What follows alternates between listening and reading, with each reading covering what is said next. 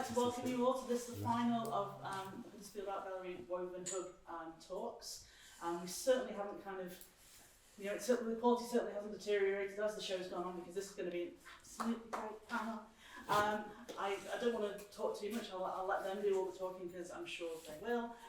Because I just wanted to let you know that the exhibition is on until Saturday the 8th, so if you want to come back and enjoy a bit more of it, we've got another couple of days. And we've also got a Textile Futures event happening at the university. If you're interested on what's going on at the University of Textiles, to see all their equipment and all the exciting things that are happening over there, all the details of that are in your brochure. But without further ado, I'm going to hand over to our chair for the evening, which is Nicola Perren, and she'll introduce you to the rest of the panel. Hello, so thank you very much for coming down. I'm being brought in as a chair, but I have a feeling these three are going to talk plenty, so I don't know if I'll be adding that much to it. But I think it's going to be a really fascinating kind of insight into a particular kind of like approach to stitch and an angle on stitch. So I've got a number of questions that I'm going to kind of steer them towards around community, practice and gender. And I'm also going to, if that's okay, allow time for audience questions as well. So if you have anything that you want to ask, feel free to do so. So very quickly, okay, so we have Andi Walker, artist, costume designer, teacher, works with communities, various communities in different ways, and you are a Leeds-based artist. I am. Thank you. And then we have David Morrish, who is our most local artist, Huddersfield-based artist, as an digital embroidery-based artist, and you've got a company called Kingfly. Yeah. Going to hear more about that. Okay, and then Richard McVetis as well. Okay, who's a London-based artist and lecturer, and you've recently had some work. You've just delivered some work to Huddersfield Gallery that have been have purchased. So we'll all get to go and be able to come and see those. Hopefully soon, so don't know when. So I've just given a very brief kind of introduction to our three speakers tonight. So I'm going to just start off warming up, okay, just asking you just to kind of like just expand a little bit on from that about who you are as a practitioner. So I will pass it over to you three. We look at Richard. Okay, Great, great, thanks a lot. You're from London, so. Yeah, thanks. I'm really excited to be here, and yes, they have just taken possession of two of my works, so I'm really excited for that to happen. So I work as an artist. I've been working as an artist for 15 years, and I primarily use embroidery, hand embroidery specifically, process specifically has been really part of everything that I do. So I make sculpture, wall pieces, installations, really driven by process, but specifically a 16th century blackwork technique, which I discovered at the V&A called speckling stitch. And it's become sort of part of my identity, but I'm more than that, of course. And I'm really interested in concepts like time and space, so quite deep stuff. And I love the idea of exploring quite deep concepts with something which seems so, I love stitch because it's so accessible and democratic and so simple. And so for me, that's what I sort of explored. Drawing is fundamentally everything which inspires me. That's why I got into embroidery. Drawing is at the core of everything that I do. And I love that it can take a sort of three-dimensional form, both as a sort of a flat piece, but also as an object which sits in space as well. Hello, my name's David Morrish. So I work full time at the moment. I'm a fashion design lecturer at Sheffield Hallam University. And I discovered embroidery a couple of years ago when I did my master's degree at Nottingham Trent. So I thought I was going to do men's tailoring. I ended up coming out with a 26.2 foot embroidery piece rather than a tailored suit, which I thought I was going to be doing.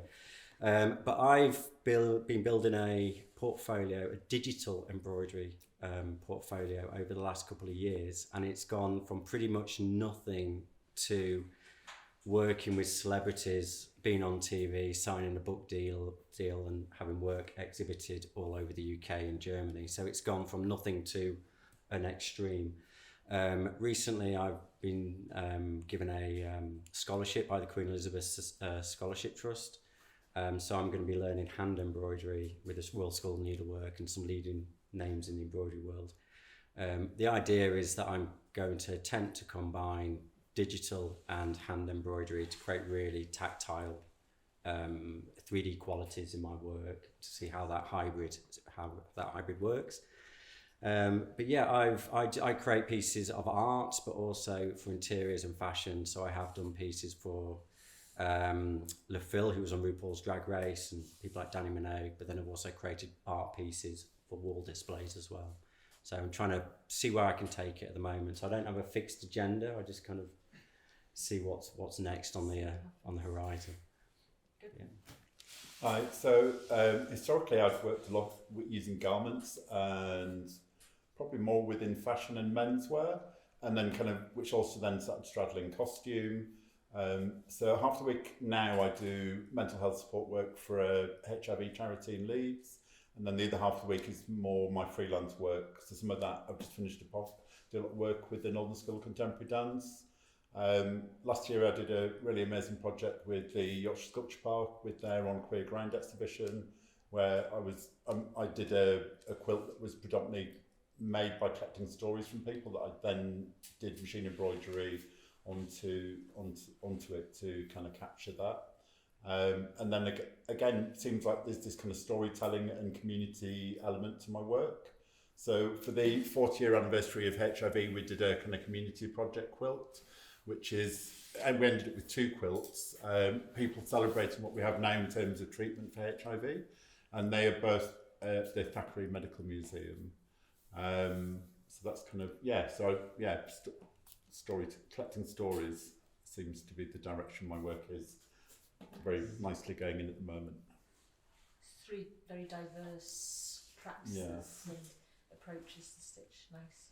I think it's interesting. I think the storytelling is probably underlying in all of us. I think there's that meaning behind everything. I think that seems to be a common denominator there. Yeah. Good. Okay.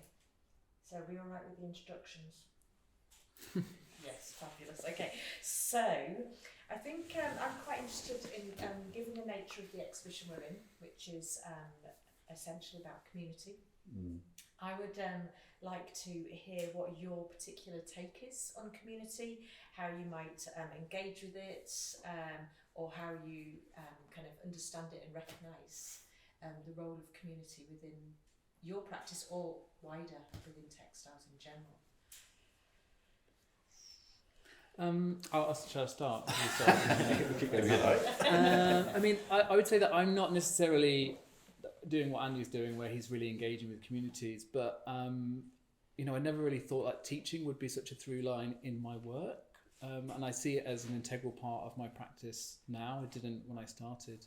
So I've been teaching workshops, teaching people how to sew, also to earn a living, essentially, as well, because to be an artist is really not always lucrative, I would say. And so I took this opportunity to learn, to teach people how to sew. So I've been doing that for 12 years. And for me, I've been surprised at the community that's grown through that, through teaching people through public workshops, but also private workshops. That community that has grown very organically over the last 12 years through Instagram and social media, and that sort of hub. And now there is a hashtag that you can go Richard McVetis workshop. But also, in these workshops, I found it really interesting how people have connected together. And actually, for me, what I found really exciting about all of that was I was able to sort of almost create that space for people to take a little bit of time out of their life and just sit and make. And actually, people became friends in all of these workshops, and then they come together again and again. And I've had repeat customers who come back because they want just that space. They know how to do it, and I'm not teaching them anything new, but they want that time and space together. So for me, I've been really interested in that aspect of creating community, but also as a academic, as a teacher in university, I'm also really interested in the sort of future landscape of textiles and the community that I'm trying to create through students, which is sort of lacking at the moment. I think we had a brief discussion just about there not being that many sort of home students, and so actually quite a lot of people leave university and go back to their countries, and we're left with a sort of a lack of a community here. So those are the things that are really important to me. I mean, I went to the Royal College of Art, and I'm friends with all of the people. I met Andy at the Royal College of Art, and I'm really thankful for that community of people that I made, and they're integral to my success as well, because we all support each other. We all offer sort of feedback, and we're all in the same boat. So that's my sort of take on my aspect of community. Nice, thank you. Yeah, I mean, I echo that. I mean, there's different communities. I mean, the online community, I've forgotten about that. It is interesting to see that grow and how people tap into your feeds, and then they're talking to each other, and then they're offering advice, and it just builds up organically. And that's a community in its own right. The education's another one which I think we're all part of, and that has its own problem with students and everything. But I'm also I love Yorkshire. I love where we live. I love Huddersfield. I love the heritage. I love the mining heritage, the textile heritage, and I live right next to the Yorkshire Sculpture Park. It's just full of inspiration everywhere. So wherever I can, I try and do workshops, or I try and do talks to share my work and my practice with other people who want to listen. And people email me or message me all the time asking questions, how do you do this? And I'm very willing to help them. So I think there's different pockets of communities, and they're all really important. The embroidery community isn't just local; it's geographical and it's international, and that as well. I've never found a community that's so friendly as the embroidery community. Everyone really helps each other, and you can ask anyone anything, and different different age groups.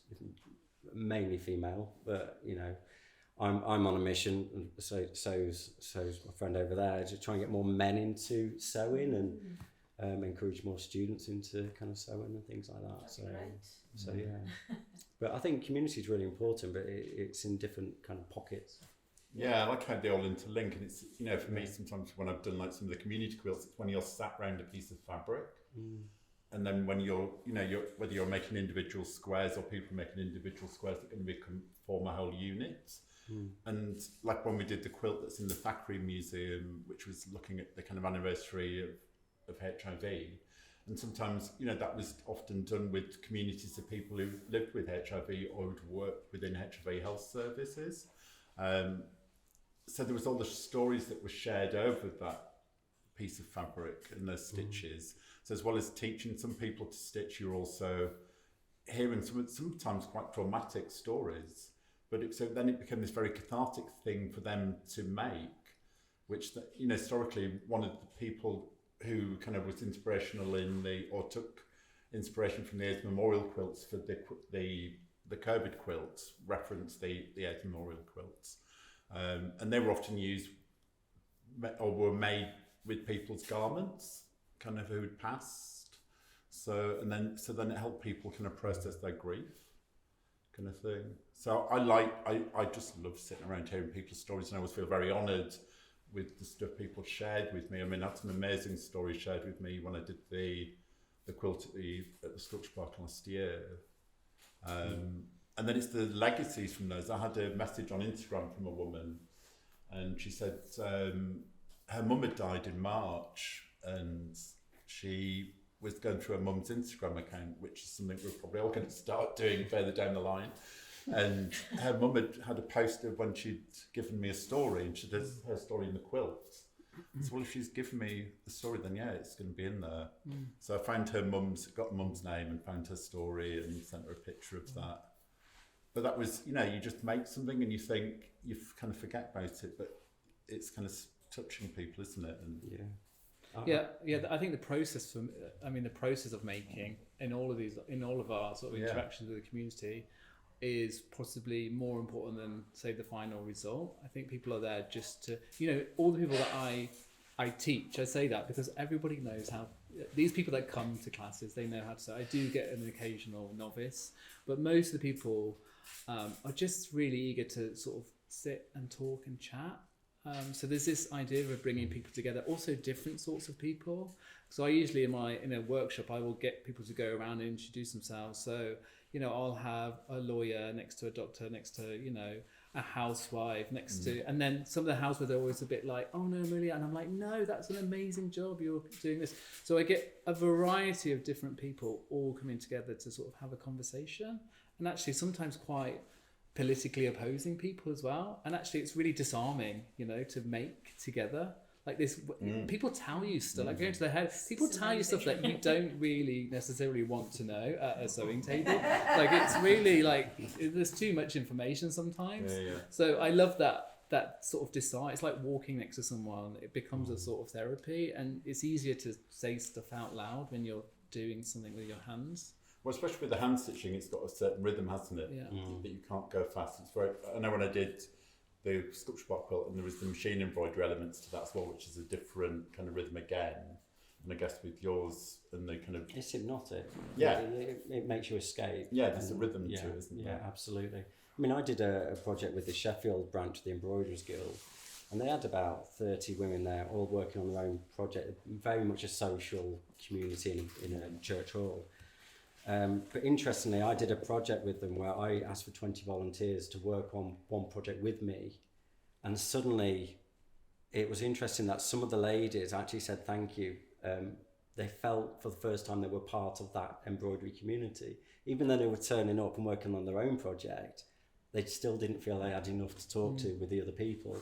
But working on one project together, suddenly it just allowed them to connect to them, which so it is interesting how collaborative projects do bring people together. And I've just worked on the Terence Higgins quilt, Yeah. and that was interesting with 50 people I didn't know from around the country, and you get to know them all online, on Zoom and everything, but it's that sense of a bigger purpose and a bigger thing than just the outcome.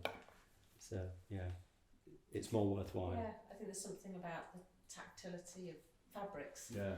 Lots of people claim to not know textiles, but people know textiles, and I think it kind of disarms them a bit, so they feel like they're kind of like working with something kind of unusual, and yet they feel so comfortable with it that people do start to talk and kind of like communicate and connect in ways that I find other mediums don't necessarily do that. I don't think you'd get that at a stone carving workshop. I think textiles is more forgiving, isn't it? You can make something simple with a simple running stitch, and it might not be great, but it looks, and you get that sense of achievement. If you do a drawing, a drawing, it's either good or not good, and you're very self-critical. So it's it's more forgiving textiles, I think. Indeed, good. Thank you very much. Nice insight there. Thank you very much. So, mindful of the title, so inclusive of this talk tonight, I was wondering if you could talk a bit about how you may feel your gender does or doesn't impact on your work, maybe how your work's received, how it opens or closes doors for you. Can you tell us a little bit about your experiences in that sense? Varied. I think sometimes been such a rugged looking person, and I know when I was at the RCA and I was backwards and forwards to Yorkshire a lot, and sometimes I'd be doing like embroidery on the train, and people would just be like kind of looking at you because they didn't think you should be doing it, or that kind of thing. 6'1" bearded tattooed man embroidering it. It's not the stereotype you think, is it? Yeah. So it's it's and then other people coming up starting really brilliant conversations. Yeah. Kind of thing. Yeah. So absolutely. The spectacle of a man sewing in public has always been something which I've avoided because I'm already a very self-conscious person. So I never wanted to bring attention to myself anymore. So I imagine that's a sort of scenario. So I would hate that if I was on the train and someone came up to me. But even that would even start a conversation is interesting in itself. That someone would come up to you and go, "Oh, what are you doing?" I would say my approach to embroidery, because I didn't grow up with embroidery in my life. My aunt maid was knitting on Mondays. She'd come and knit a jumper, but that was my only sort of approach to craft. So no one was making in my family. We were like working class. My dad was a miner. My mum worked in a biscuit factory, And the last thing my mom wanted to do and my dad wanted to do was come home and make more stuff because they're like busy labourers. So that wasn't in my life. So, but I would never really preconditioned to think embroidery was for men or for women. So I did embroidery at Manchester, a BA in embroidery, and people still find that slightly confusing. They're like, you can do a whole degree in embroidery. It was in the School of Art, but you got a very good education in the skill of making. So for me, skill is really important, both in terms of ideas, but also in how I execute those ideas. But never did I ever question my sexuality until I did embroidery, because people started to make assumptions about so I hadn't come out then, I am gay, but I hadn't come out when I started my BA embroidery. But automatically, because I said I did embroidery, everyone assumed that I was gay and I was overly effeminate, and that was really interesting, because I think that this idea or this association of textiles as being effeminate still lingers now, specifically with what I do, which is I sit and I hand embroider. You know, there's something, and I enjoy it. I do it because I enjoy it.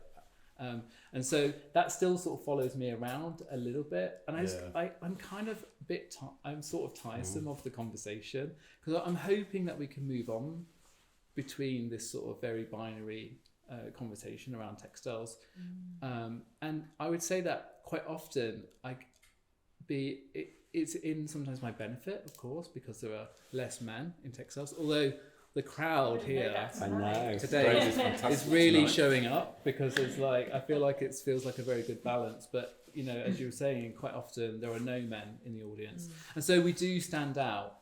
And I was a bit reticent about joining the panel, because I didn't want to encourage that, because I feel like men already get a good deal and I didn't want more focus. But within this context of textiles, I think it's really important that more men are doing it, because actually it's in the benefit of women that this happens. There's a really fantastic book called Queering the Subversive Stitch, and queering doesn't mean gay in academic terms. Queering means reframing the conversation. So I recommend you read it, by Joseph McVetis. It's a fantastic thing where he tries to reinsert the man, sorry about that language there, but into the story of textiles, okay? Because actually men have been written out of textiles because of, you know, this 1817 Education Act, the Victorian Act, and we still sort of suffering the legacy of that, especially in Western art, in Western world, because around the world, actually textiles is seen as much more of a gender neutral activity. So I still struggle with it. I still hate the fact that there aren't that many men in it, but actually in order to reframe that conversation, we really need to be more inclusive. We need to make more of an effort, and it really starts actually at a very young age, at education. It's almost a bit late now for us. It really starts with, you know, kids at home seeing that embroidery is for everybody, in schools, but also generally in society, because I feel like the idea of masculinity, embroidery doesn't fit in with modern versions of masculinity at all. Yeah, I mean, I'm very similar. I'm from a council estate in Lincoln, very small village, working class family.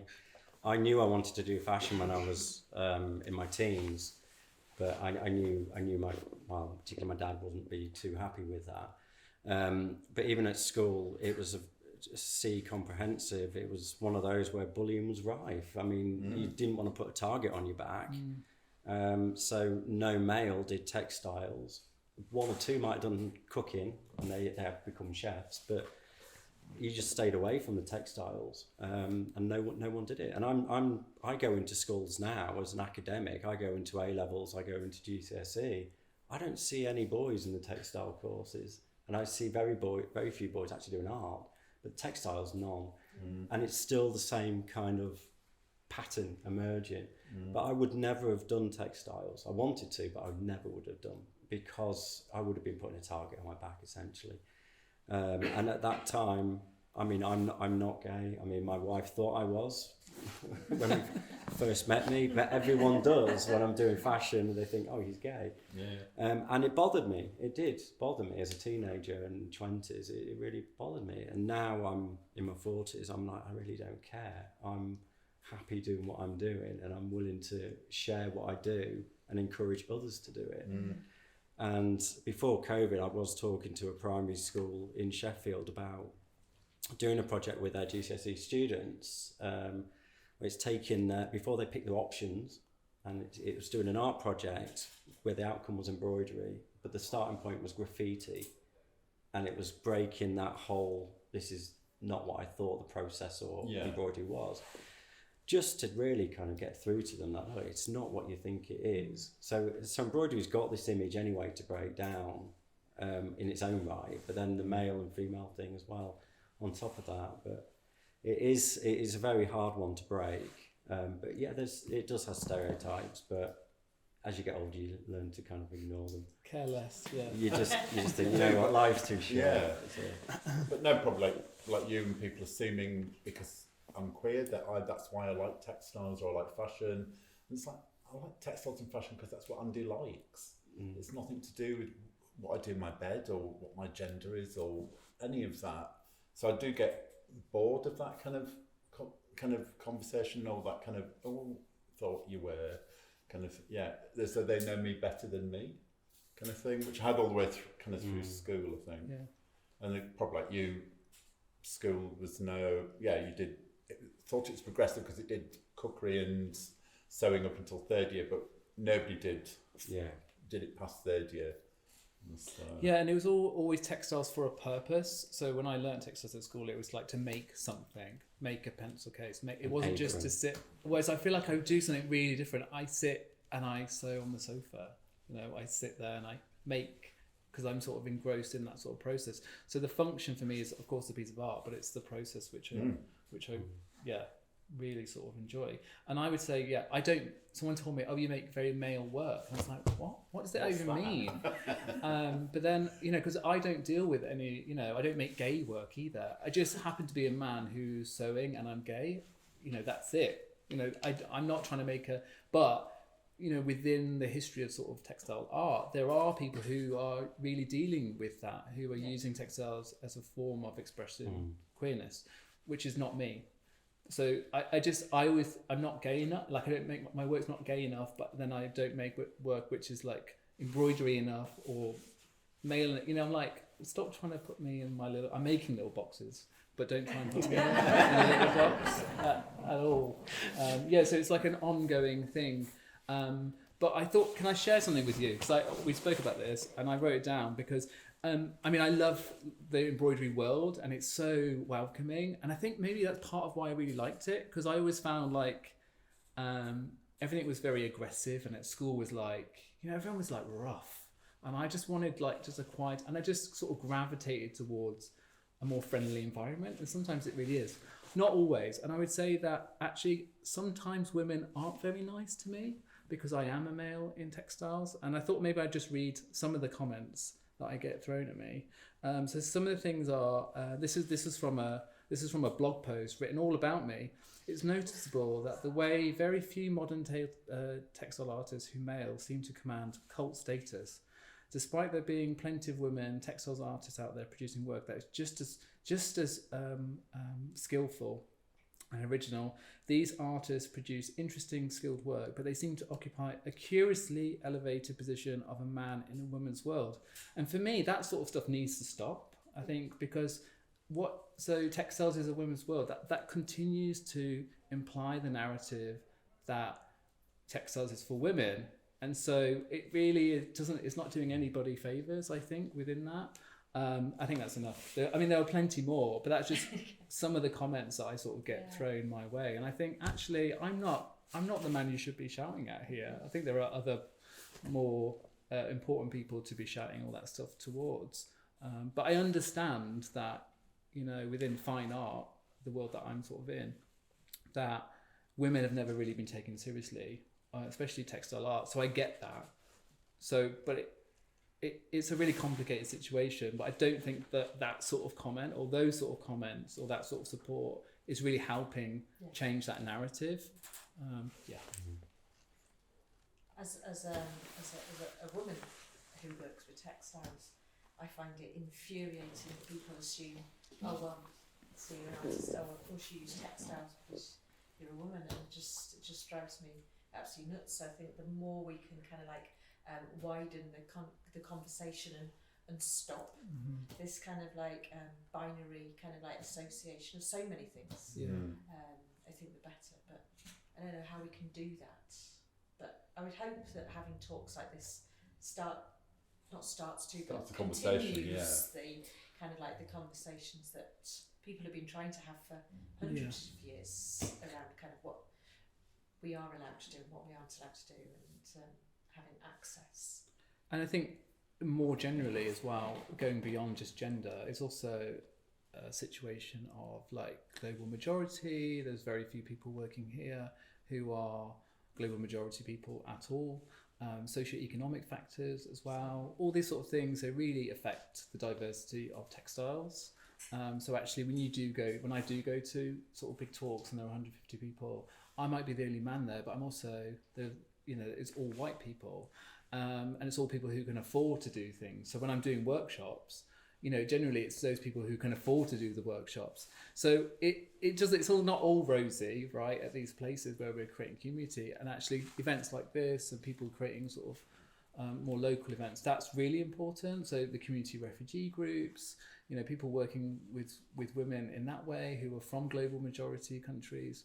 So it's not just men, it's everything. And I notice that more and more and more. And I think it's got worse, in fact, yeah. But I think, generally conversations like this really help to sort of do that. And I don't think it was ever my intention to like be a man in textiles, being this guru, which I'm not. But I think it's important that we're here because I did embroidery because I saw a guy on the course and he was doing these really beautiful drawings. And if I'd not seen that representation, I don't think I would have ever done embroidery, because I thought, oh, he's doing it, that looks really interesting, he's drawing birds, I love drawing, I'm going to do it, right? So I think that really helps. So the more visible we are, and I'm not apologetic about being a man. I'm really, that's me. Yeah, no, I was the same. So I was on Make It a Market, which was on BBC One, and I was toying with the idea of, do I really want to be showing embroidery? I'm a man doing embroidery on telly, and what would if there would be a backlash, what would that look like, and would I get comments on that? And but I thought, what I want to do is something I want to do. I want to show a different side of embroidery, and in the end, it was almost like the male aspect was not important at all. No one even mentioned it, so I got no negative feedback on any of the Instagram or anything. It was like, in fact, I got really positive feedback, and the people that were thanking me for inspiring them or liberating them to have a go, and it was from parents who were saying, oh, my daughter or my son wants to try it because they've seen you do it. Can you advise me on it? So it started something. But yeah, I was thinking all those same things. Do I want to do it? Do I want to be the person there? What's going to happen? What people are going to think? But yeah, it was an opportunity to share or make a statement and show embroidery to over 2.5-3 million people in one go. Which it was like, well, if you're going to make a change, what other opportunities are there going to be like that? So I couldn't really say no in the end. It was like, I've got to do it. Not for me, but really for the craft. And yeah, the embroidery world, the amount of people said, thank you for referring to it as art. That was the other thing. I didn't even know that was an issue. I thought, why is that an issue? Why are they thanking me for saying it was art? And I didn't realise in the embroidery world that the embroiderers seem to think that embroidery is the lowest form of art. So it's looked down on by your fine artists, and embroidery is at the bottom. So it was like, oh, I didn't know that. Hierarchies everywhere. And I was like, wow. But really, that's the association that it has with women. So it's quite politically charged. It's the stigma of that. So because embroidery is associated with women, therefore it's not taken seriously as a fine art. And I hate saying, oh, it is art, because I don't want to be the man. Because there's lots of comments saying, oh, because a man says it, it means it's more valid. That's not what I'm trying to say. And I think there is lots of good art and lots of bad art. And just because it's textile doesn't make it good, okay? It needs to have everything else that goes along with fine art in general, which is, rigor, okay? So it is that association, though, that embroidery. But, embroidery, if you think about it, the sort of historical relevant, it was a sign of power, okay? Because if you could afford to employ all these people with all these fine materials to make things, it was a competition to have all these embroideries, to wear your lavish garments, to have your tapestries. It was a way of showing your wealth. And actually it's only the sort of modern times now, Victorian age, did it, when it got resulted to being associated with women in the home, that it lost that power. And I think it still for me contains that. I'm still sort of mesmerised by that. Well, the coronation, just how much embroidery appeared suddenly. Yeah. It was everywhere. It was amazing. I mean, it kind of, everyone was suddenly talking about embroidery again. I don't know if they still are or whether that's kind of fizzled down a bit, but suddenly it was in the spotlight. I thought it's interesting how, suddenly it takes a king's coronation and suddenly everyone's got embroidery all over them again. It was great to see.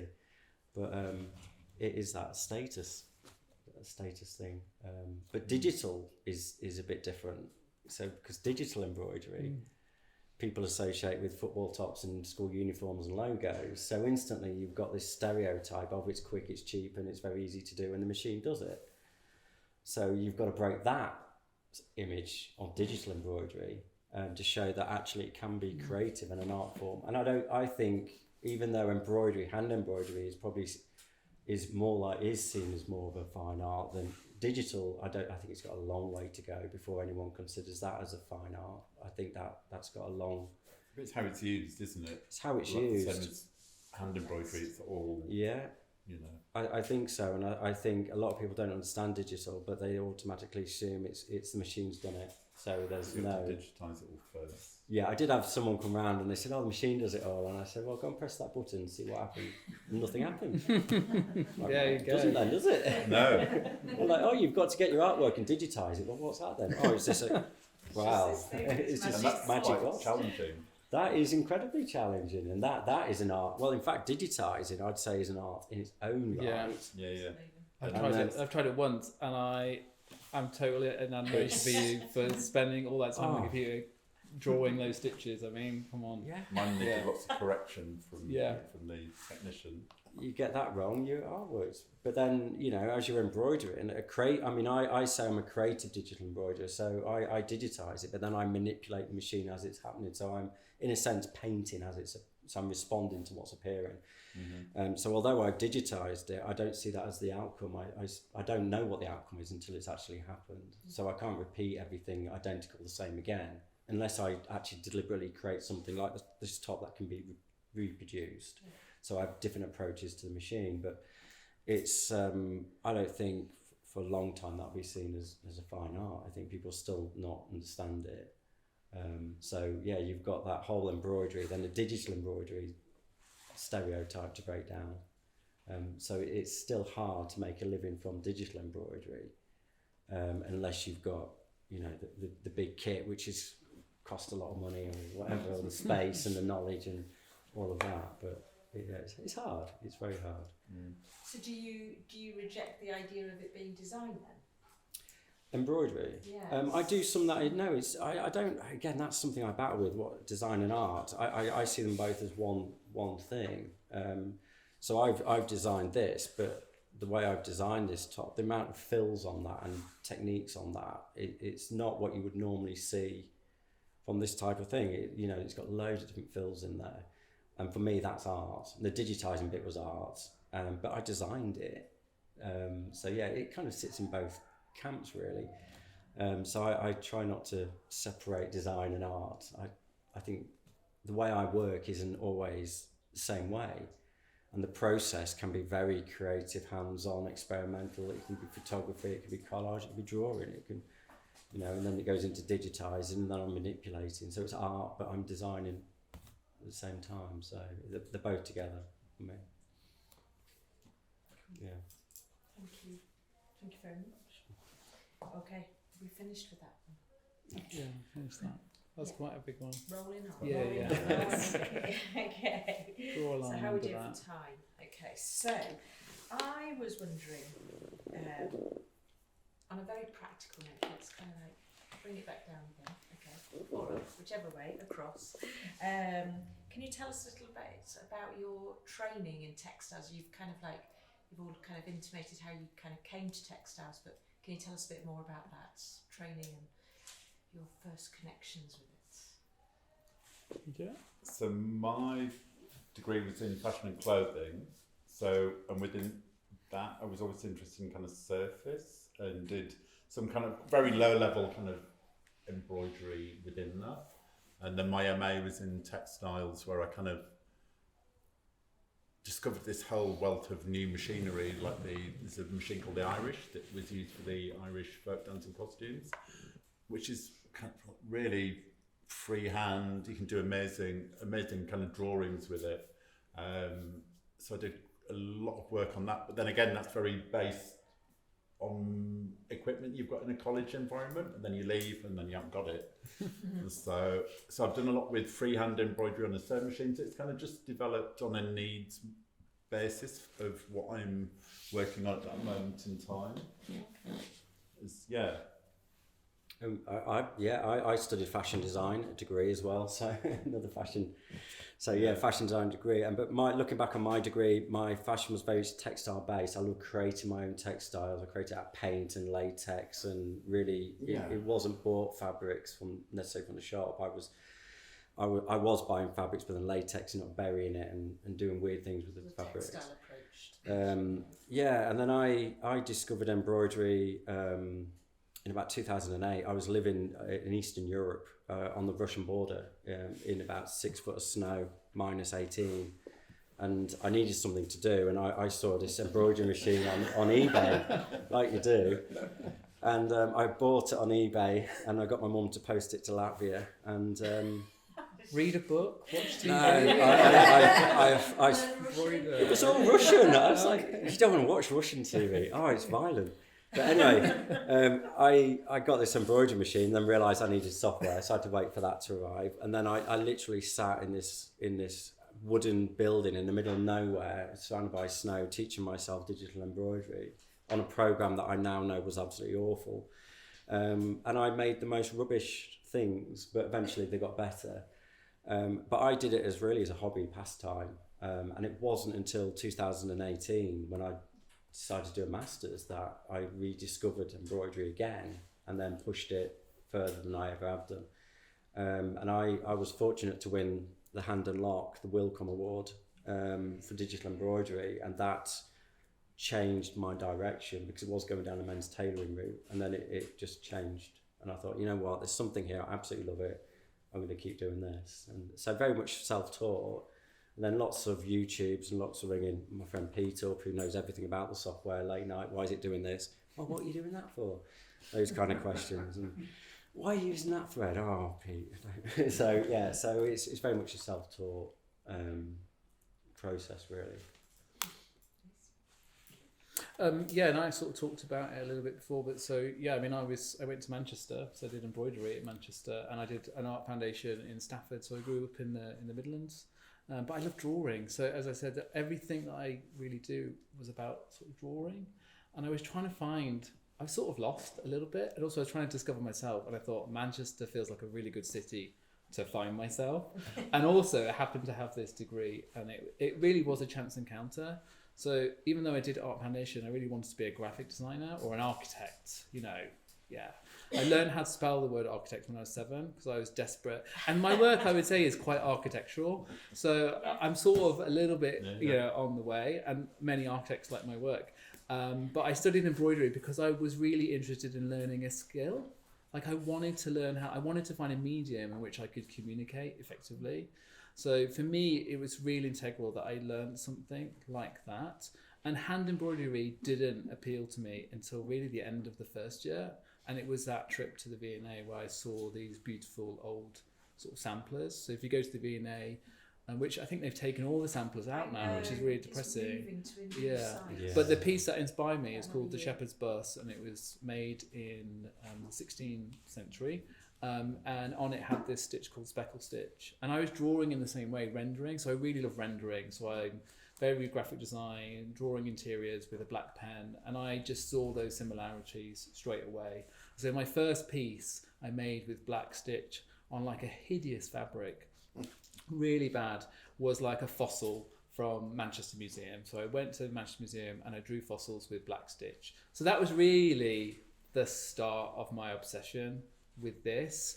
And it's completely different now, although, you know, when you look back at my sort of work over the last 15 years, it has changed. So I did that degree at Manchester, had a bit of time off, and then I went to the Royal College of Art where I studied constructed textiles. And it was really important that it was constructed textiles, not textiles. We could choose at the end whether it was textiles as a degree or constructed, but I wanted constructed. And there they broke me in half. I mean, I made work which looked completely different. I've slightly gone back to how I was, but it was really interesting because they really challenged scale. And I wanted them to integrate my ideas. You know, so for me, idea is just as important as the making, and both need to be just as strong together. So for me, it's always been about the craft of making and also the craft of the idea, and both really integral. And I would say I've been sort of, you know, my process has remained pretty static, but the ideas have really developed, and I've really sort of nurtured those. And I use stitch to sort of migrate to lots of different subjects. So that's my anchor point, and then I'm able to use that medium to really explore quite far out things, you know, architecture, physics, time, space, all that sort of stuff, you know, casual stuff, things you think about in the morning when you're eating. You know, sometimes I think about like an almond croissant, but sometimes I'm thinking about, I don't know, quantum physics, stuff like that. So I use embroidery to explore those sort of things, but at its root, it's quite a simple process. And people always really, you know, it's so simple, it's just in and out, you know, but it's more than that, of course. I like the low techness of it. I mean, that's what I really love about it. It's so portable, I can take it with me. And it's the journey you take it on. Yeah. And like, your work is so different to mine and vice versa, you know, but they're all unique and they've all got kind of inherent kind of qualities that are basically formed around the same kind of process, but because of each other's application of that process is uniquely different. Yeah, mine's it's really rooted in the physical. Like the making is part of the narrative of my work. This deconstructing, reconstructing, it is gesture. And so I always, you know, I love textiles and I have many friends who are textile artists, but I'm always like, I love art as well, you know, so I always look at abstract expressionism, minimalism. I love Agnes Martin. So these are like my pioneer people. Like I look at their work and I see stitch in it because it's the sort of evidence of presence. And so, I mean, that's what I love about textiles. When I was walking around here looking at all the quilts, is that I could see the people in the stitching. I mean, that is what I love so much about textiles, whether it's machine made or handmade, is that there's a sort of depth of presence in all of that work. And so whenever I go to the V&A Museum, I love seeing old textiles because I'm sort of immediately transported in time to that person they're making. Yes. You know, that sort of labour. The mark of the maker. Yeah, it's so like intoxicating almost. I mean, I just love it. Yeah.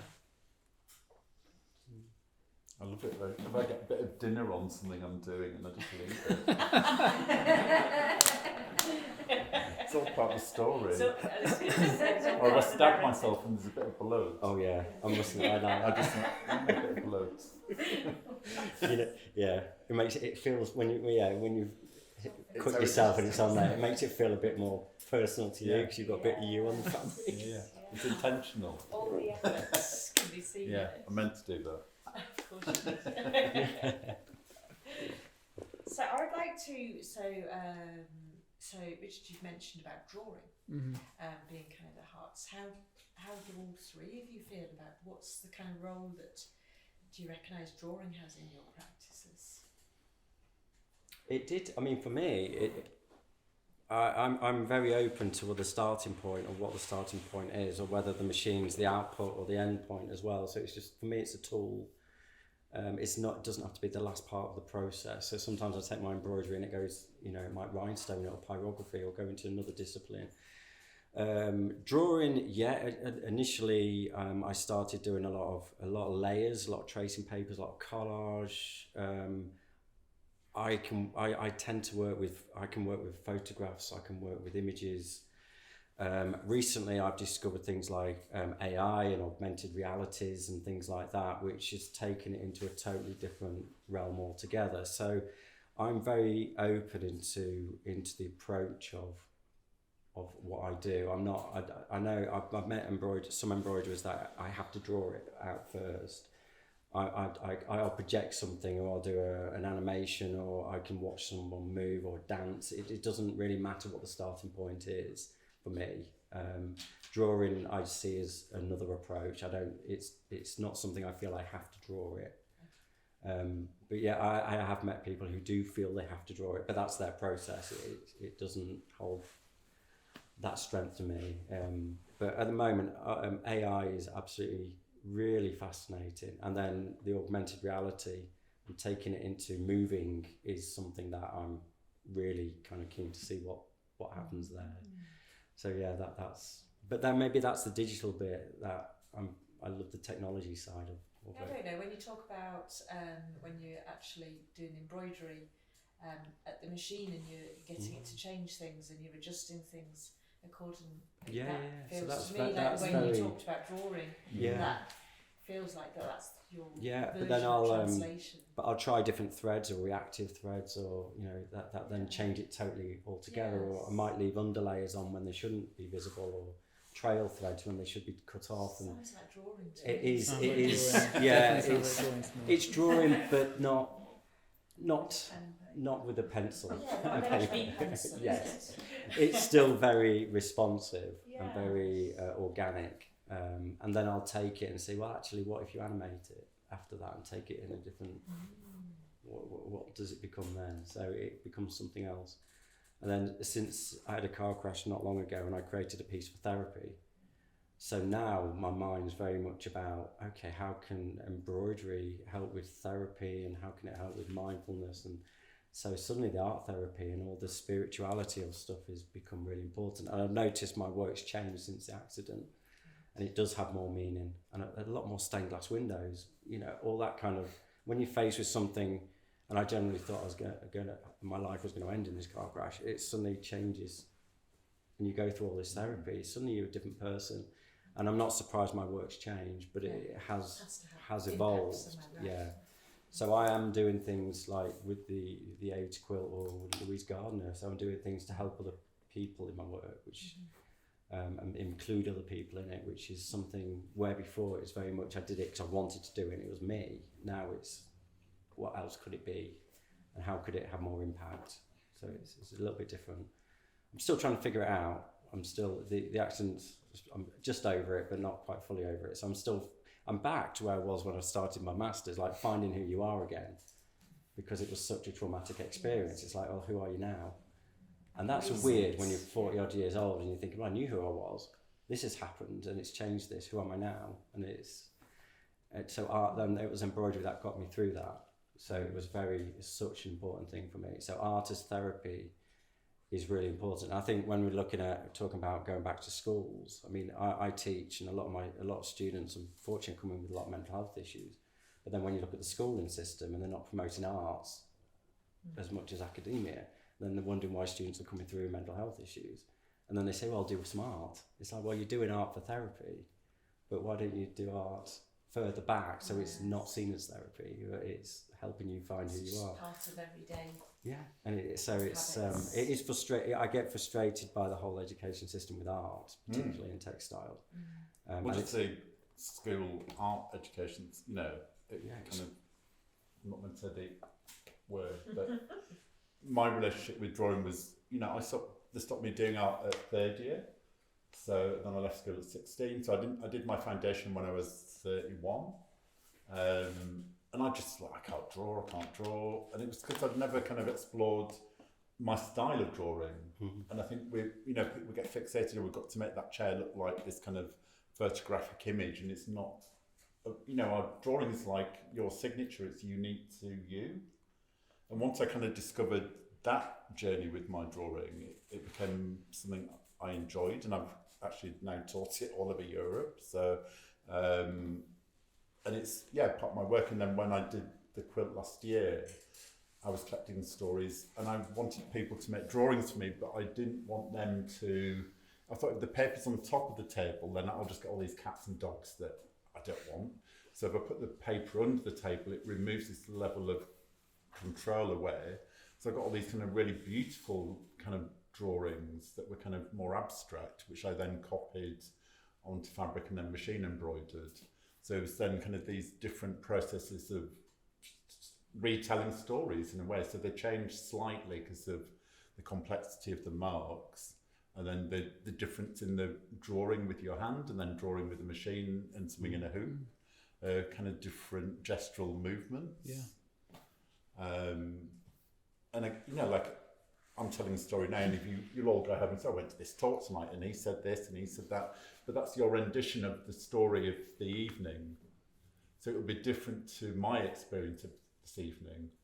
And so storytelling is a fantastic thing that changes with whoever's telling it, kind of thing. And the same happened with the quilts and my rendition of those stories.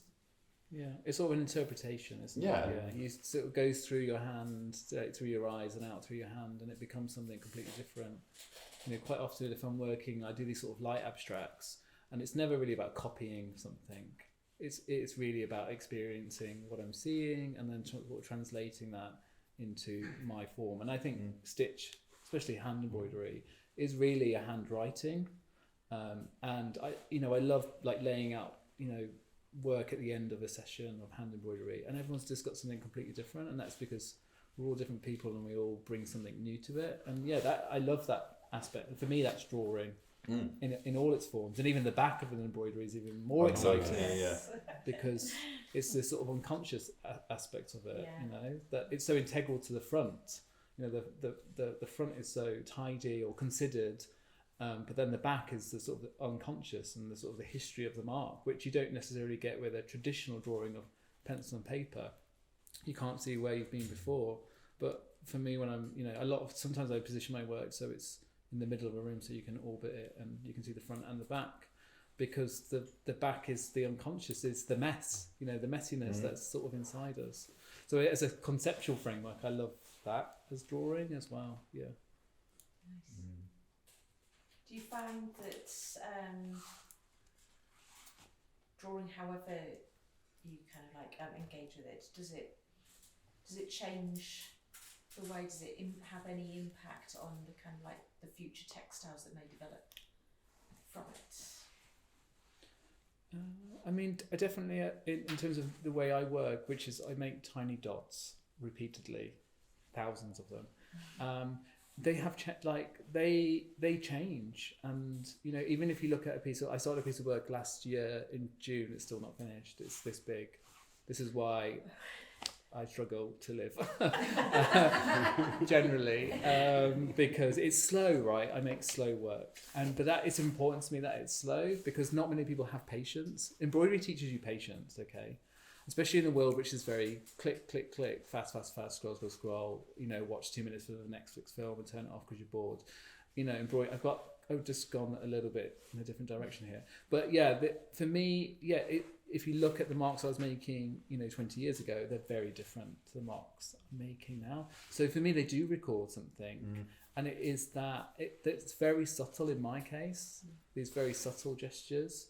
And it's the combination of both the fabric and the stitch as well, but also my hand and how I'm feeling. How I'm feeling is affected in the way that I make the work. Massively, so sometimes the marks will be softer or harder, or I'm not feeling well, or the light and all of everything. Everything affects me, yeah. So the work, it becomes this sort of visual diary of me. So I can't exactly go, I was angry that day, but I can see that something is different, or that I'm changing, or my eyes are changing, which they are. I think my stitching's got a whole other thing. Yeah, that's a whole different. We can talk about male bodies after 40. That could be a whole another different discussion we'll have in another place. Yeah. I had to start wearing glasses the other month. That was disheartening. I couldn't thread the needle. I was like, what's going on? I've got to thread the needle with them on now. Oh, don't. I need a magnifying glass as well as a pair of glasses. Oh, well, I can actually thread a needle without looking at the needle. Yeah. Fantastic. Does anybody else find that the usual? I'm always fascinated by the way that you approach drawing at the sculpture park. About lots of people have kind of hang-ups actually in both textiles and the way that they might sew something, but as well drawing.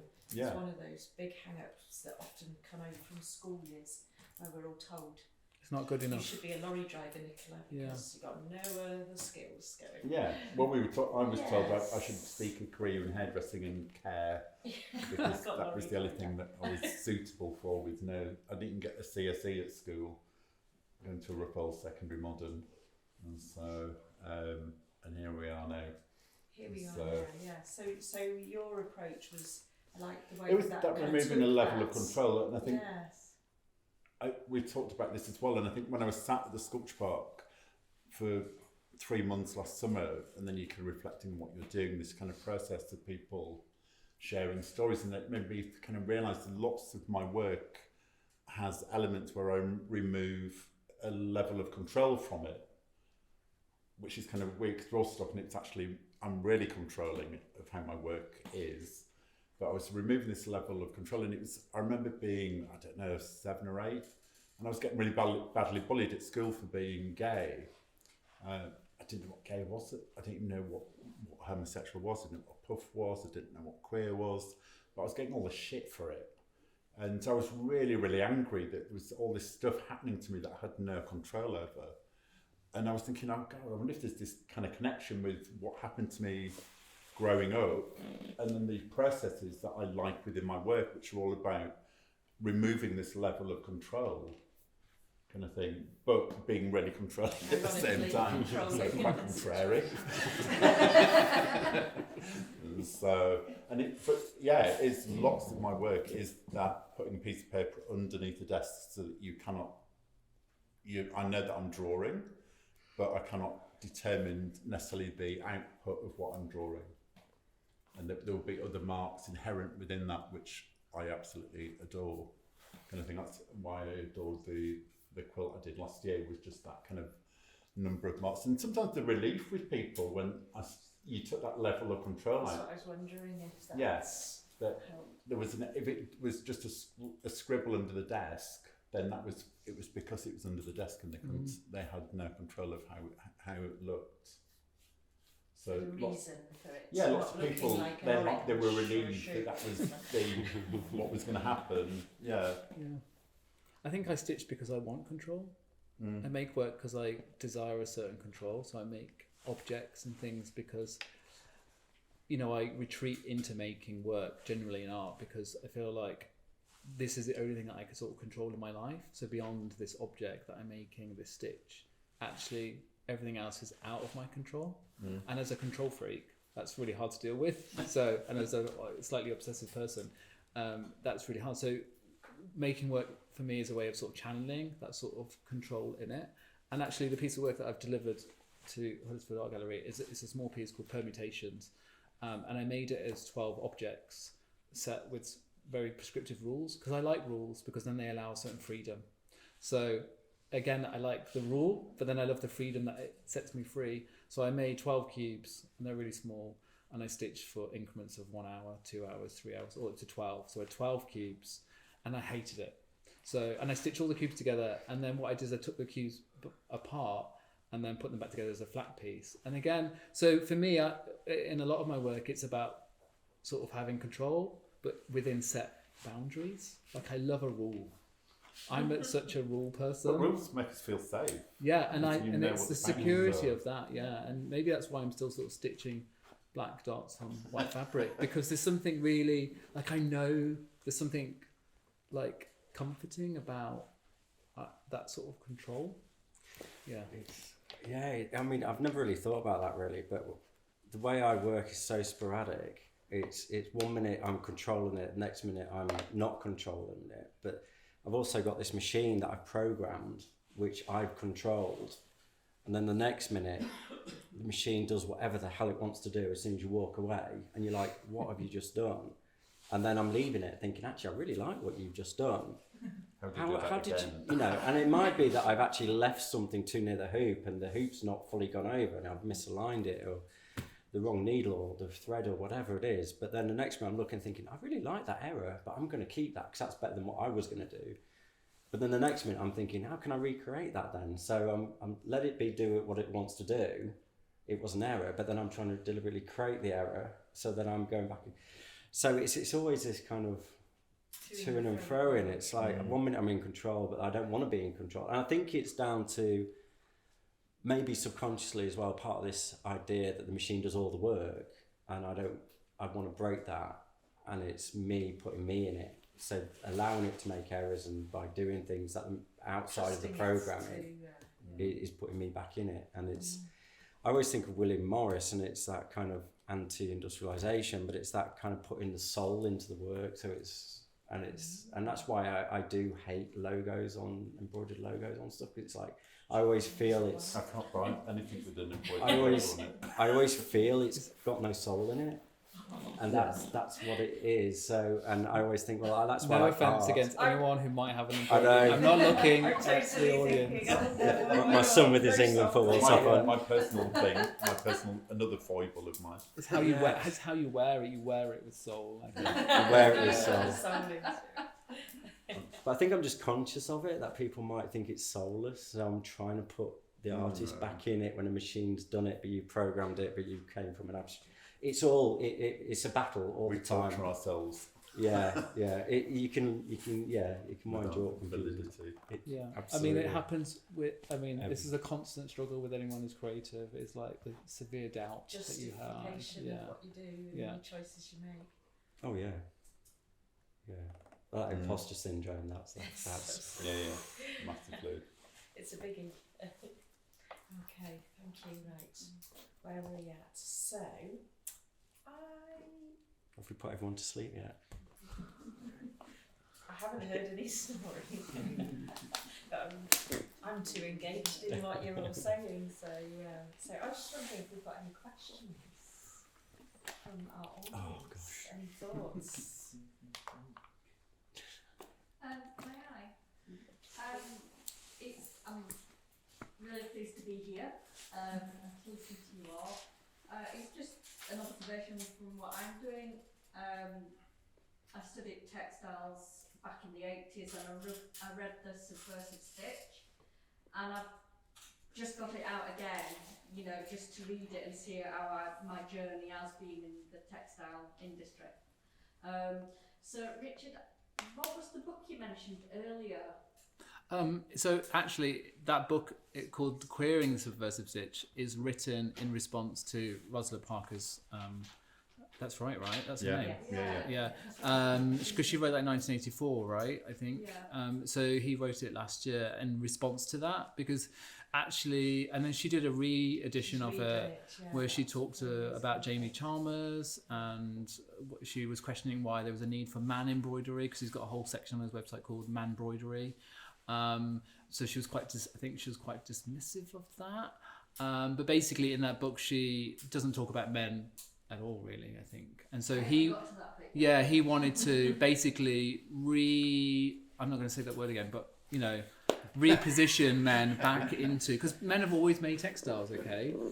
Always. Everyone is, and actually, you know, a lot of the livery companies, the guilds, it was men making textiles. So it was just textiles or embroidery techniques that women weren't allowed to do, were they not allowed to do? Well, it was. work and I mean, black work? I feel like I'm paraphrasing Joseph's work here, because he's the doctor and he's written this and it's a very accessible academic book about embroidery. But they're very good sort of titles within that. But perhaps you can sort of read it. But there's some really good arguments there, and he talks about queerness. He talks about sort of political art, but he gives a really good grounding of like textiles and embroidery from a man's perspective. So he just wanted to, because I grew up not, you know, even when I was studying embroidery, Grayson Perry was probably the only person that really was there in terms of using textiles or embroidery. So he was using machine embroidery to create these dresses for his alter ego Claire, and so that was really my first idea around sort of art and embroidery in that form. But beyond him, I mean, there's like a Michael Raydecker as well. I mean, that was used in the sort of quote for tonight. And so he was someone that I saw at the Walker Art Gallery in 2000. He was stitching into his paintings. Of course, there were lots of people using textiles, but from that point of view, he was just trying to. That book is sort of the companion book to. So read that book first, the 1984 book, and then read this one. And I think both are really good, and they both make really good points, but they both need to sit together as comments on As you say, they're quite accessible as well. Yeah, Broken very. down quite nicely. Does that book help you out?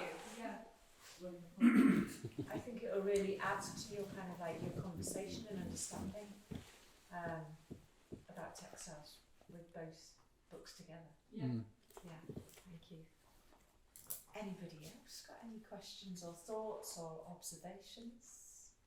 I don't know if everybody saw, I did mention it to David recently about the Patrick Grant programme that was all about pre the coronation and the families who, and when you watch it, it's on BBC iPlayer. It's all the families that have made all the uniforms, all the gold work, the buttons. It's mainly men, who've done it, but it's a fascinating programme. It's really interesting, and how those skills, they're still using the same machinery that they've used for hundreds of years, and they're still using it exactly the same process. But it's a really good programme to watch. Fascinating. No, I haven't seen it. Yeah, I'll check it out. Either. So, thank you. Great. Anything else?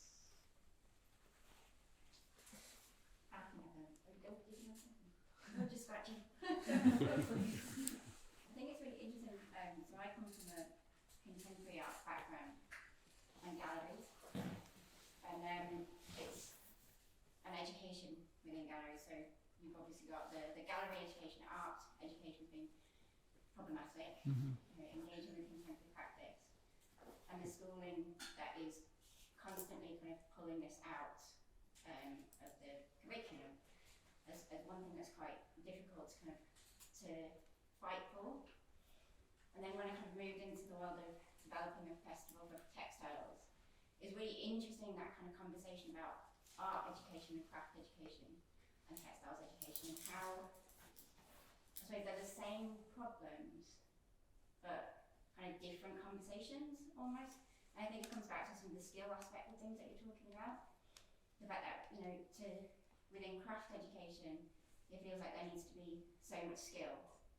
But we can't seem to, in education, particularly secondary, bring craft, imagination and creativity together to really promote well-rounded education system. And I think that's the interesting thing that I've come to from both those worlds. So it's just an observation rather than a question. Yeah, I mean, I give you an example. I did a workshop for the Cheltenham Science Festival. I can't remember, 2019 or something. So we did a stitch workshop for a whole week with lots of kids. I was exhausted. They were aged like 5 to 16.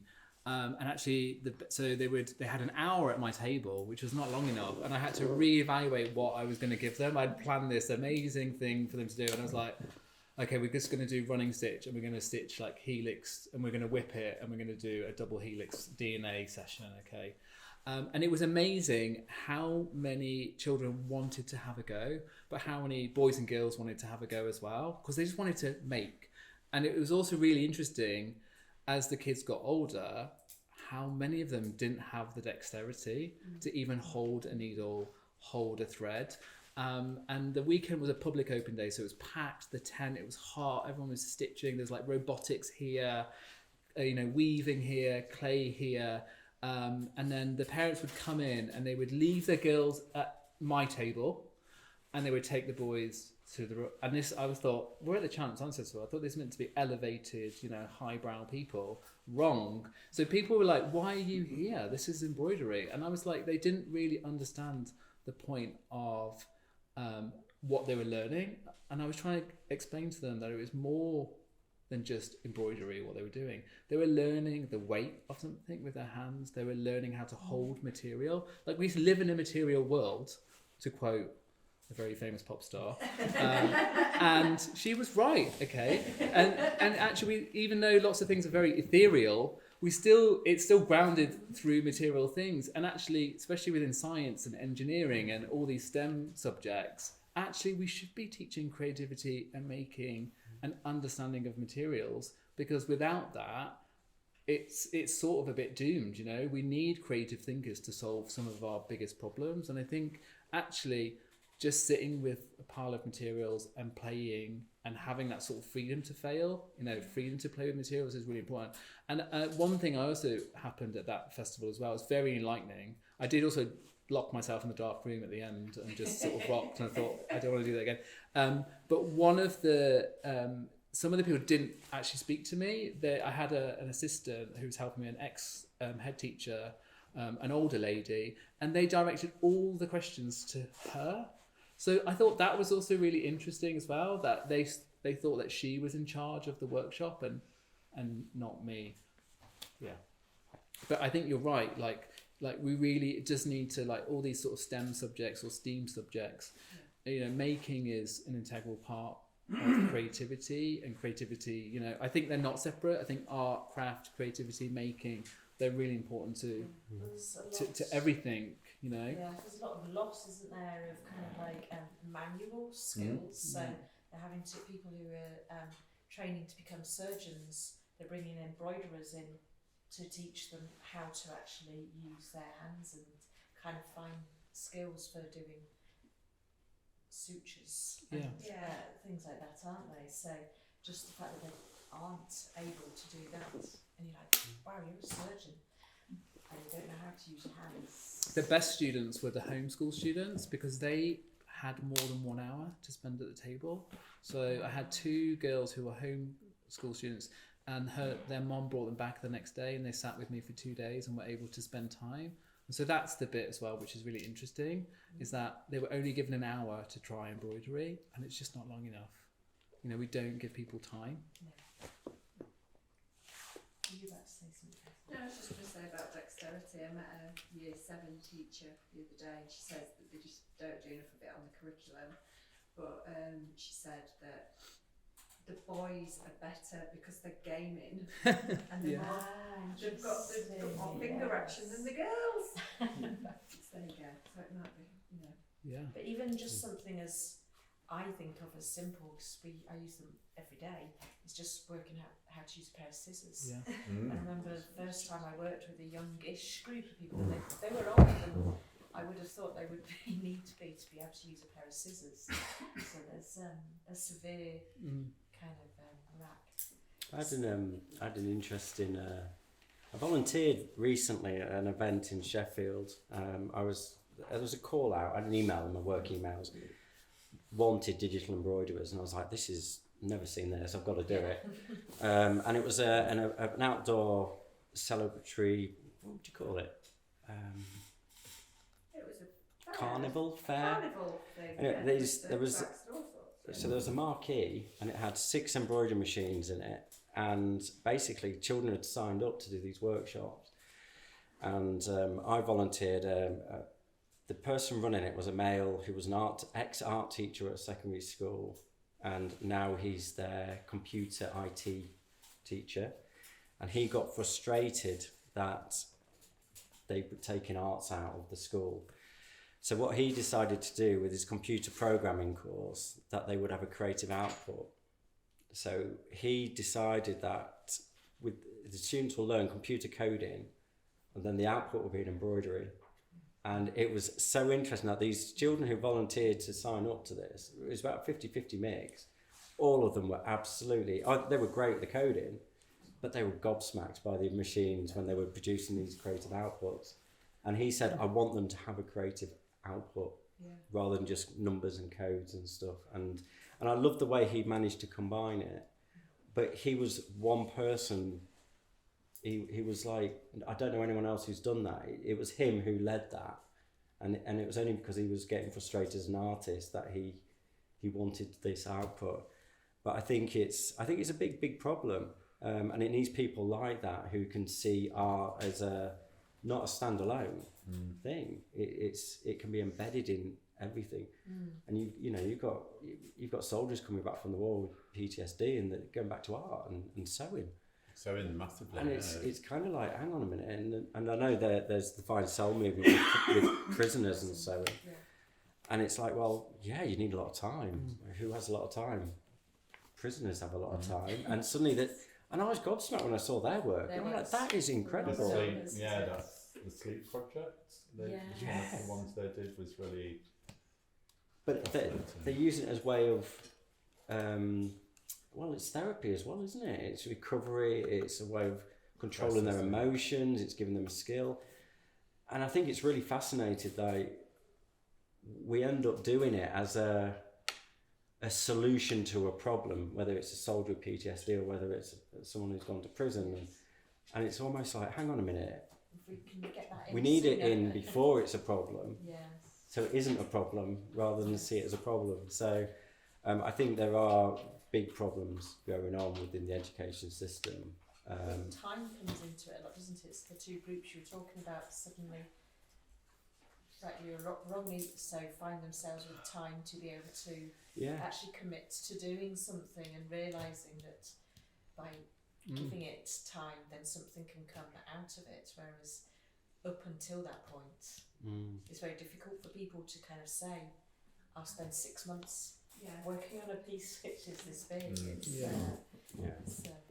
It's difficult in the way we live today, isn't it, to kind of negotiate that amount of our time or something. Yeah. I'm interested in your work ethic, if you like.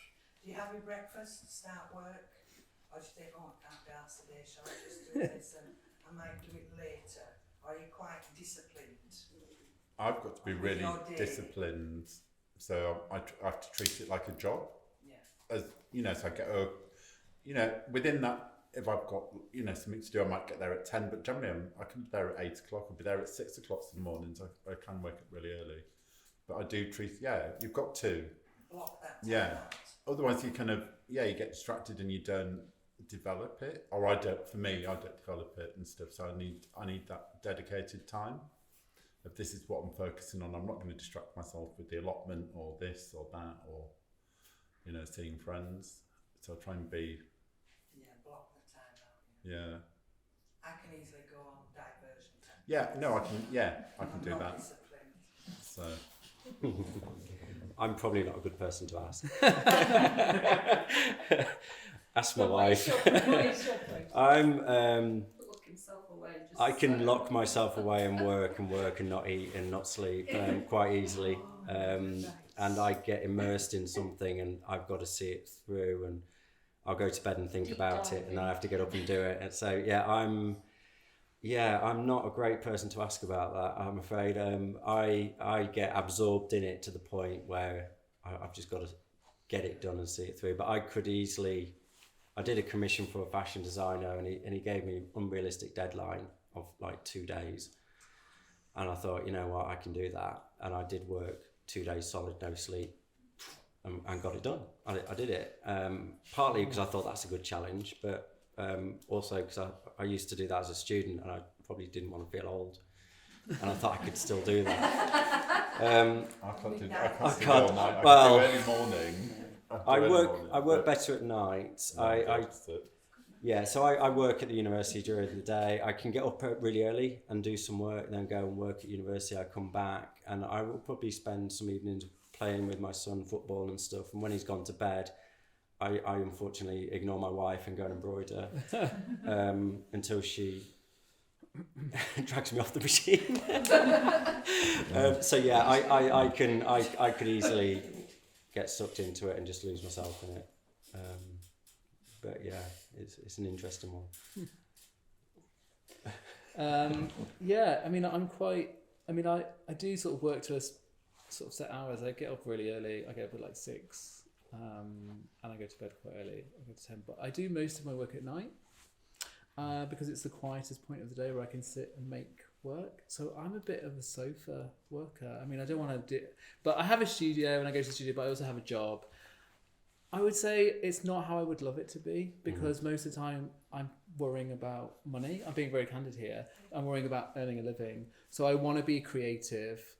When I've got loads of time, I'm worrying about money. And then when I'm working, I should be doing the creative stuff. So it's a really hard balance. But basically, I work all the time. It's not a healthy balance. And I do have a husband who then is quite a good...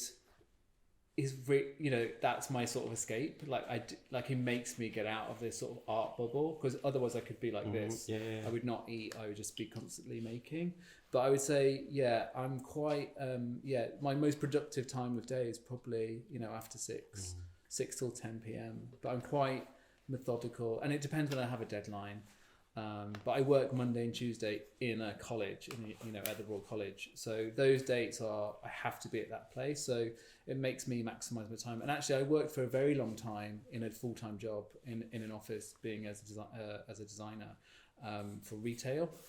I had no time then, and I was still having the illusion of a full-time art practice is that I was working 100 hours a week. I mean, I was non-stop. So I was on the train, I was getting home from work, I was using all my holidays, my weekends, and that took like 10 years to establish a sort of a practice.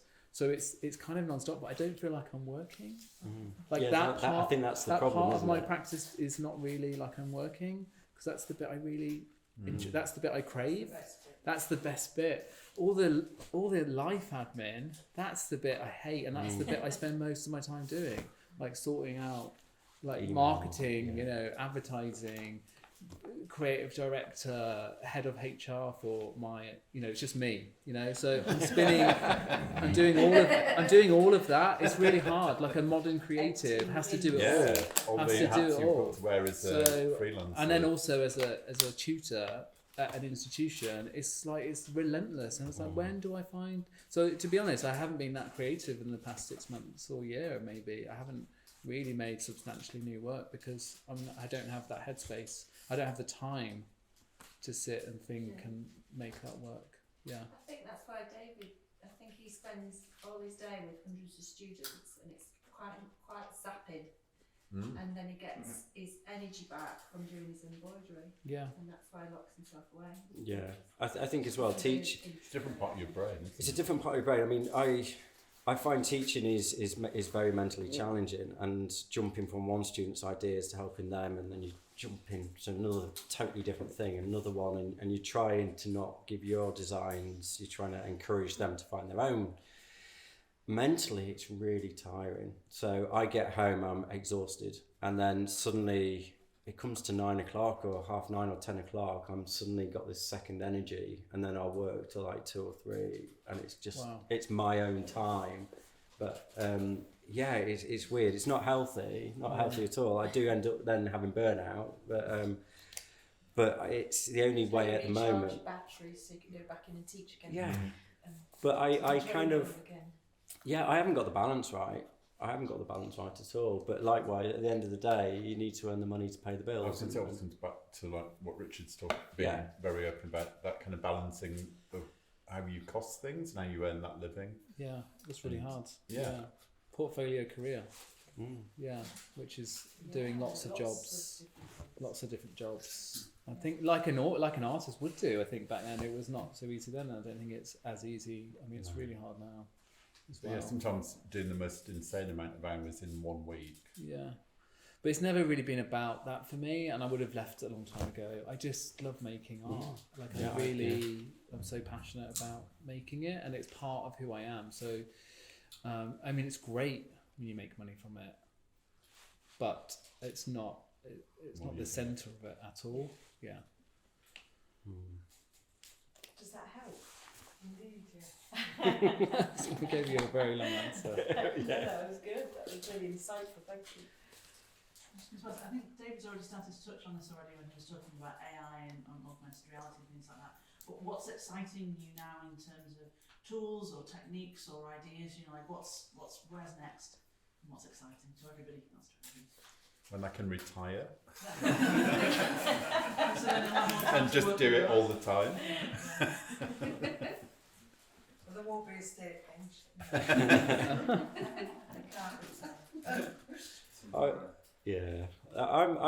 I'm loving this quest chapter of my life that I'm going on now. So I love to see how hand embroidery and machine embroidery go together, and then where technology goes from there as well. So I think it's a really exciting opportunity to really re-establish embroidery and break all the stereotypes, because I am looking at tattoos and graffiti. I'm doing all the disciplines that probably wouldn't associate with embroidery. I'm working with Kim Joy from Great British Bake Off. I'm turning cookies, baking into embroidery. I mean, yes. it's like totally, and I love the fact that embroidery can cross all these disciplines and subject matters, and I think that is something that hasn't been fully exploited yet. So when I'm working with graffiti artists and tattooists, it really excites me. And I'm looking at taking an embroidery machine out of the studio into an environment. So I want to embroider in a tattoo studio surrounded by tattooists. And I think the marketing, and I think that would create some amazing outcomes. Incredible. And it would just totally break what people, when they say, oh yeah, you're going to do some embroidery. Oh, what here? Like, yeah. So I think there's a lot of scope.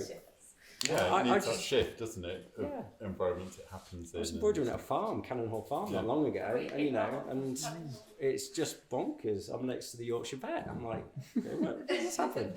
So it's, I think it's really exciting. I'd love to take it on the road. I was talking to Pete, who, his idea is even better than mine, about how you can make embroidery, digital embroidery with these machines portable and take them out to communities rather than they have to come to you. So it's about accessibility, I think. That's, exciting though. I am trying to think. Yeah, I mean, I'm excited about just keeping it like really analog.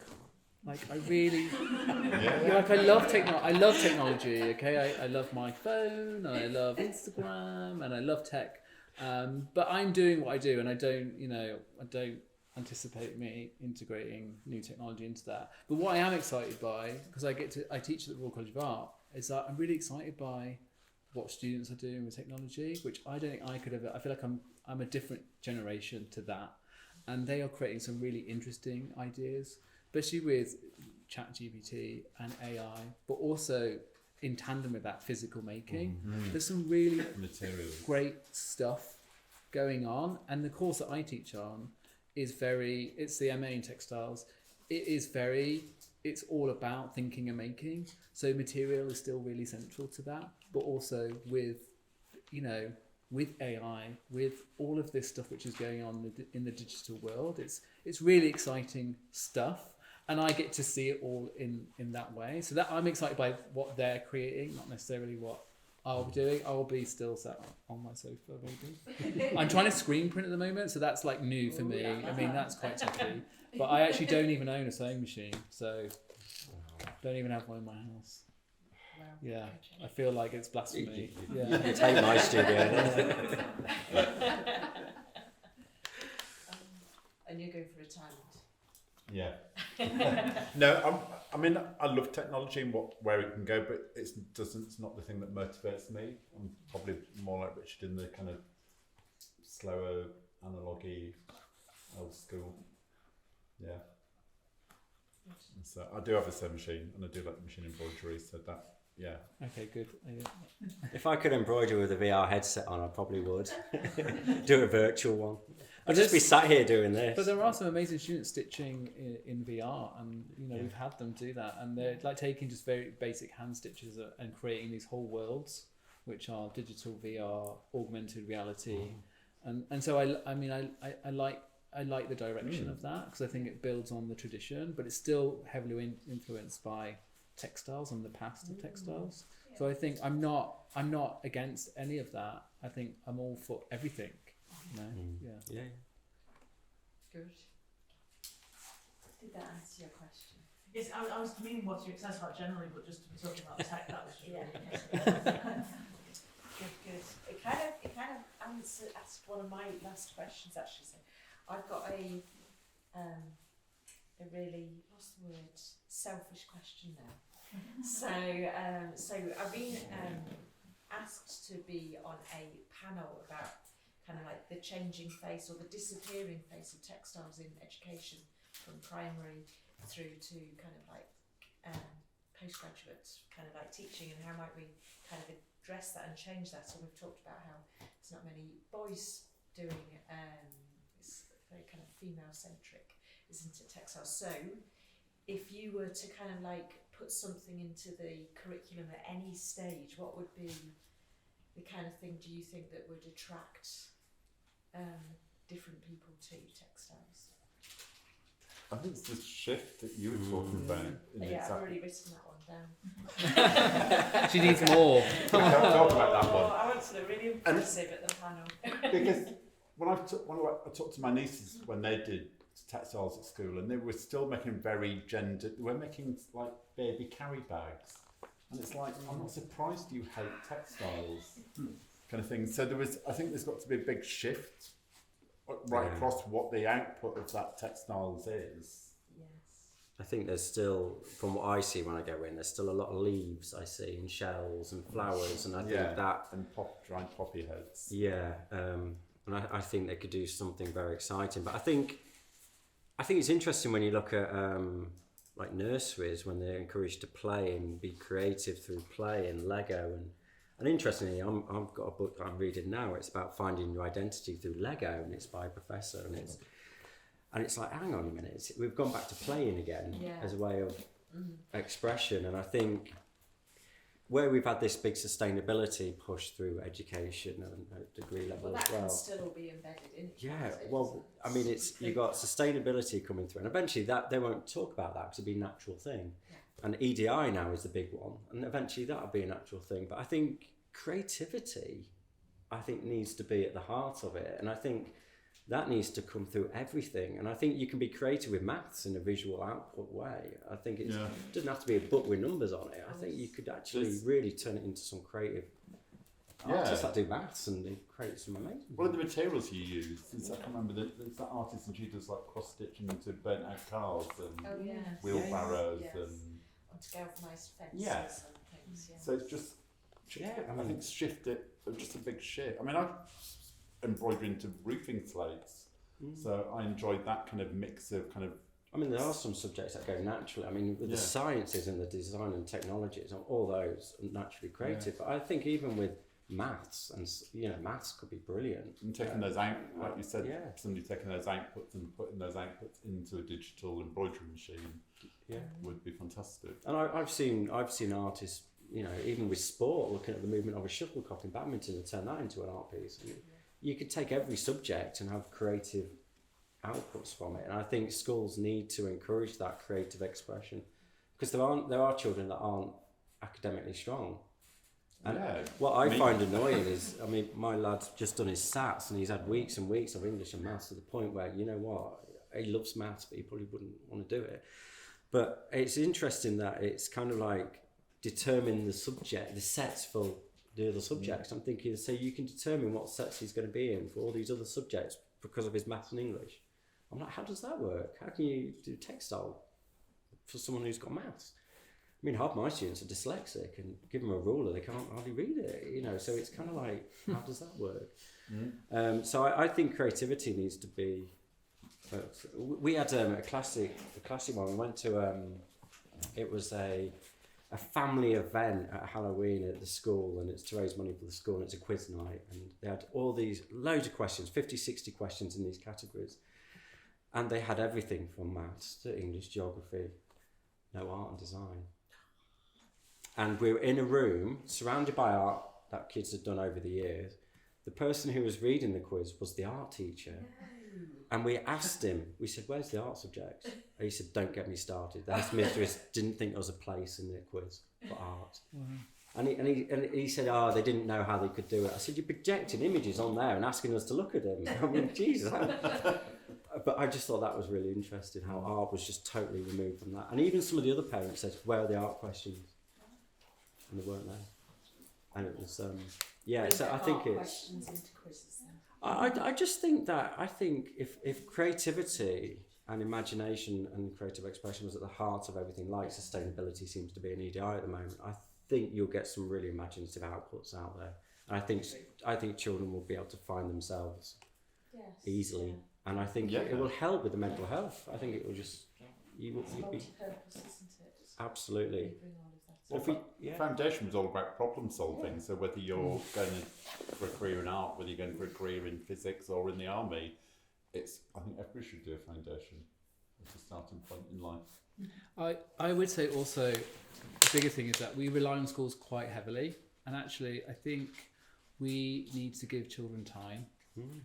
And I do think, because I have friends with kids, and there's a lot of pressure for kids to do lots of exams, SATs, and actually there's no time there in their life to sit and play and have, like, I remember growing up, my mum would just throw me out the back door. I see you at tea time, 5 o'clock. We were given sort of, I mean, it's a different world, of course, but even just to go up to my room and just play, like, and so allowing that, I think kids are overscheduled. They've got so much to do. There's so much pressure. There's so many exams. I mean, they have to do an exam when they're 11, right? Yeah, I don't remember doing absolutely. that. So it's so figured. And I think there's a lot of pressure on the school to come up with that. But also, how many parents sit at home and be creative with their kids? Like, you know, my mum wasn't very creative, but she got me some colouring pencils and some newspaper print, and she went, go and draw. Like, allowing that time, like, you don't have to overschedule people, like, to fill them with lots of activities. Like, artists require boredom in order to create. And so I feel like kids are overscheduled. They've got too much in their diary to do, both at school but also at home, right? I don't know. I mean, I don't have kids, so I don't know, but just from seeing, I feel like there's a lot of pressure at kids at school to do lots of exams and lots of things they need to fulfill, but no time to sit and think and be by themselves, you know, to think internally. Nice. Thank you very much. That was super helpful for me. Thanks. So, do we have any other questions or thoughts? I think that was an incredible kind of like insight into your kind of thoughts and things. Thanks.